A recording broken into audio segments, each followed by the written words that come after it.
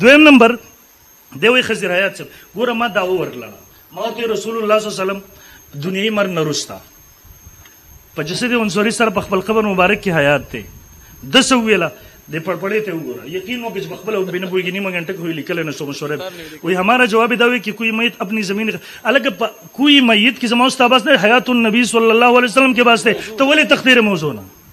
موضوع لراشه ظالم بچے په موضوع باندې زما سره وغږیږي بیا وی عادتن जिंदा नहीं होते किसके रोज इस उनसोरी के अंदर लूटा पता नहीं कि आदत खर की आदत दे दाम पता नहीं सजदा दुनिया की के बरزخ की الله او تصرف نه کوي تصرفات برزخی مونږ منو تصرفات دنیوي نه منو ته تصرفات برزخی او دنیا کې فرق کولای شي کنه شي کولای دریم نمبر دې ماته وي ته د مرګ منکری دا اول استاد علمي دلی کی رسالت اور نبوت در اصل روح کی صفت ہے نہ جسد عنصری ما روح کی رسالت اور نبوت صرف در روح صفت ہے در رسول اللہ صلی اللہ علیہ وسلم کم جسد آدھار په مدینه منور کې د پند دا نبی نه در پنځ پیرانو پرس دا ردیو د عقیده مسلم کې د پدیو دا شرمی کې راخلی هم نه سوکرا علی خضر حیات د وز د ور بچی دی راواله دی نیلوی راواله دی قاضی شمس الدین په کتابونو چې دروغ وي او دا په مخ کې سوی د نیلوی صبر رسائل دی وی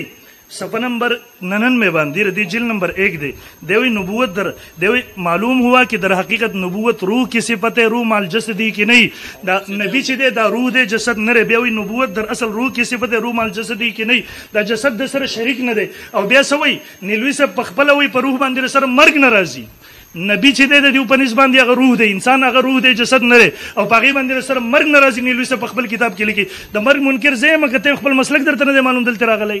بهرحال ما د مولوي صاحب نه وضاحت کړو مولوي صاحب دا دینه جواب دا ورکړل نه د خپل عقیده په ستاج کوم جسد مثالی سره دی د دې عقیده دا وروسته څه پیش کو روح د جسد عنصري نه ووتو جسد مثالی ورته بل الله بل ورکو څه جسد مثالی د کافورو د مشکو د جنتیو برزخی خټې نه جوړ شوی دی التباغي سره ژوندی دی جسد عنصري مړ دی دا او دومره پوری گستاخی کی نہیں دی حق کی وہی صفحہ نمبر 313 جلد 1 اس جسد عنصری کی عوض میں برزخ میں ان سے بہتر اجساد ان ارواح کو عطا ہوتی ہے جن میں قیامت بپا ہونے تک انا للہ و انا الیہ راجعون دا سنت اجماعی عقیدہ دا رسول الله صلی الله علیه وسلم جسد اتر سره چې کوم خاور مزه شوی د عرش او کرسی نه غوړه ده دی وی ته رسول الله د جسد نه غي ته بل غوړه جسد ورکول پنځ پیرانو توبه واسي په دې ځوان دا په کومه عقیده باندې روا دي